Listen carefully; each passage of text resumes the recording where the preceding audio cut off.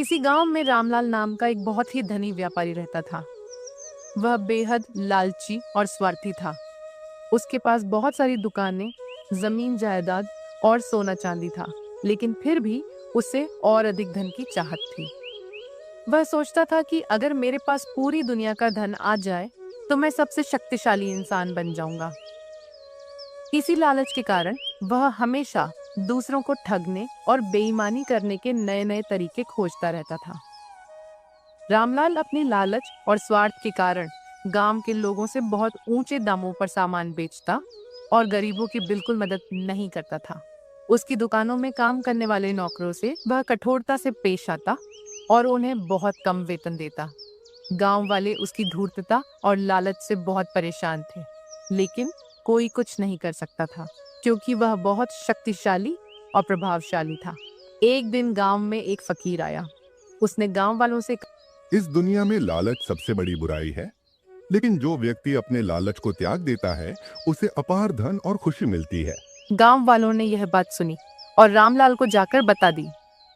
पहले तो रामलाल ने इसे एक मजाक समझा, लेकिन जब उसे पता चला कि पास के घने जंगल में एक जादुई पेड़ है जो सोने के सिक्के देता है, तो उसकी लालच और बढ़ गई। अगर मैं इस पेड़ को पालूं तो मैं सबसे अमीर आदमी बन जाऊंगा। रामलाल ने अपने नौकरों को बुलाया और उन्हें जंगल में जाकर उस जादुई पेड़ को ढूंढने का आदेश दिया। नौकरों ने कई दिनों तक जंगल में खोजबीन की, लेकिन उन्हें कुछ नहीं मिला। वे थक हार कर लौट आए और बोले, सेठ जी, हमने पूरा जंगल छान मारा, लेकिन वहाँ ऐसा कोई पेड़ नहीं है। रामलाल को गुस्सा आ गया। उसने सोचा, नौकर निकम्मे हैं। अगर मुझे वह पेड़ चाहिए तो मुझे खुद ही उसे ढूंढना होगा। अगले दिन सुबह रामलाल ने अपनी साफ सुथरी पोशाक पहनी, सोने की अंगूठियां पहनी और चमकते हुए जूते पहने। वह जंगल की ओर निकल पड़ा। जंगल में बहुत अंधेरा था। चारों ओर ऊंचे ऊंचे पेड़ थे। अजीब अजीब आवाजें आ रही थीं और कहीं कहीं सांप और जंगली जानवर भी दिख रहे थे।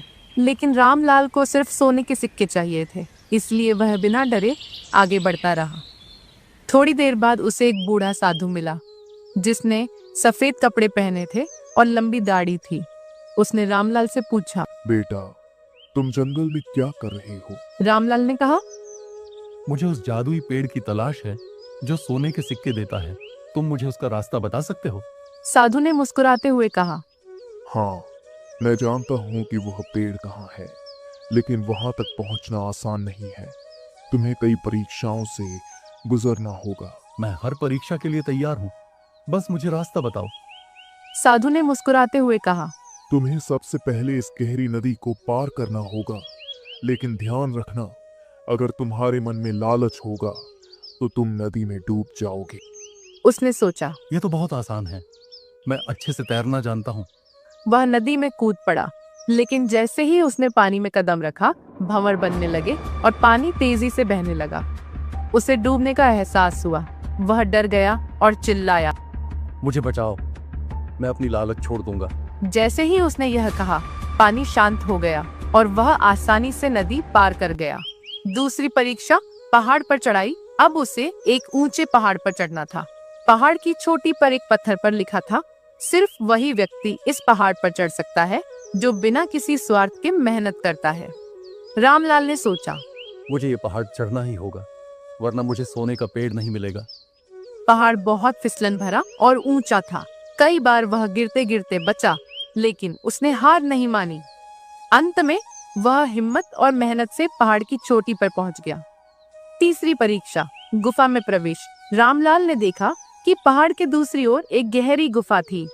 जैसे ही वह गुफा में घुसा, वहां एक जादुई पेड़ खड़ा था जिसकी टहनियों पर सोने के सिक्के लटक रहे थे। उसने खुशी से कहा, आखिरकार ये सोना अब मेरा है, और सिक्के तोड़ने लगा। लेकिन जैसे ही उसने पहला सिक्का तोड़ा, वह राख में बदल गया। रामलाल हैरान रह गया। उसने कई सिक्के तोड़े, लेकिन हर बार वे राख में बदल जाते थे। तभी पेड़ से एक आवाज आई, हे मनुष्य, अगर तू सच में इन सिक्कों को चाहता है तो पहले अपनी लालच छोड़नी। रामलाल को बूढ़े साधु की बात याद आई। उसने गहरी सांस ली और कहा, अब मैं समझ गया, धन का असली सुख इसे दूसरों के साथ बांटने में है। जैसे ही उसने यह कहा, पेड़ से असली सोने के सिक्के गिरने लगे।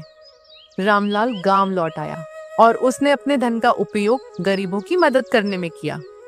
उसने अपनी दुकानों में गरीबों को मुफ्त में सामान देना शुरू किया, नौकरों को अच्छी तनख्वाह दी और गांव के लिए एक बड़ा धर्मशाला बनवाया।